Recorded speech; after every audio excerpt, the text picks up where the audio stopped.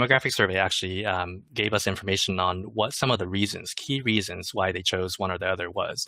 And so for the people who answered that they wanted to keep the term veterinary technician, the two main reasons that were given was, one, the nurses will not allow us. And two, that our job description, our scope of practice is different from nurses, and so the term veterinary nurse is not accurate. And so we're taking a look at each of those concerns right now. And so this question, what will the nurses do? Will the nurses not allow us to use this title? Or would they be agreeable to it? What do the nurses think? That was the question that we looked into, because it is potentially the largest challenge that we have. So Heather will talk to us a little bit about our conversation with the National Council of State Boards of Nursing. So it was really wonderful to be able to go in and have a meeting with the National Council or State Boards of Nursing and asking information, asking what objections there might be to utilizing the term. And it was very interesting that they didn't know, just like the rest of the public, what veterinary technicians do.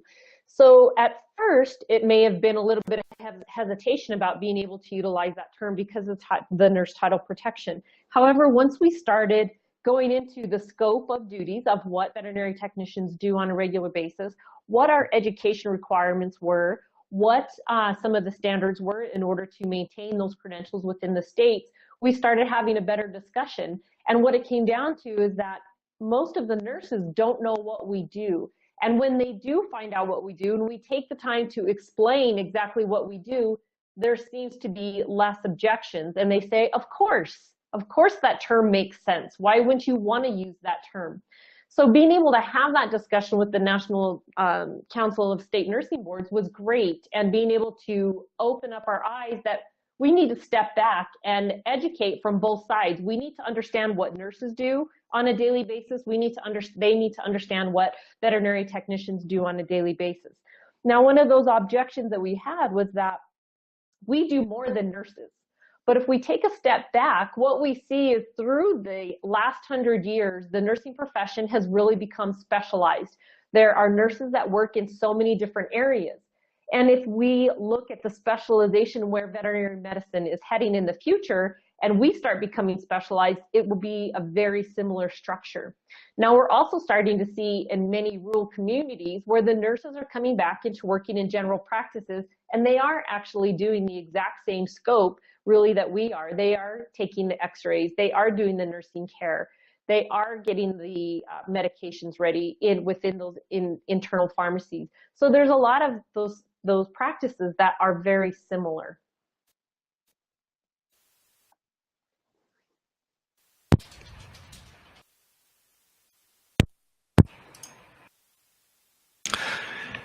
And one of the things that our contact at the National Council did for us was that she got us in touch with the Animal Nurses Association as well. So we contacted their state governmental affairs person to have a similar conversation, trying to learn from their process and how their compact system works, and many good informations in terms of trying to unite the profession under high standard of care that we would provide, or high standard of requirements that we would set.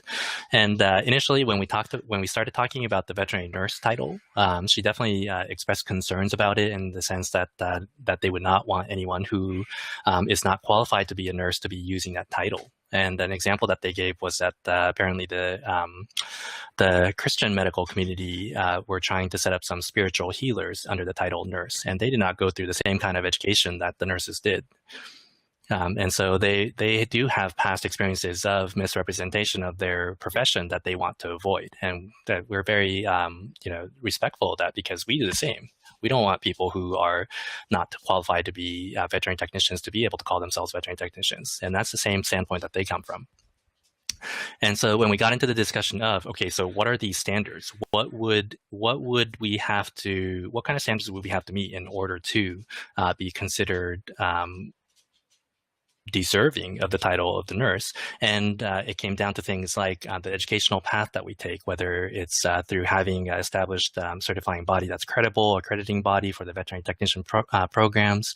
The nurses are actually moving away from associate's degrees being sufficient to practice as a nurse, but they do have nurses that have associate's degree, bachelor's degree, and they have a master's degree program, and even going into PhD in nursing as well. And we're heading that way, that we have more and more technicians that are seeking master's degrees in related areas that I would foresee in the future, several years down the line, that there would be a master's in veterinary technology or veterinary nursing, whichever it might be.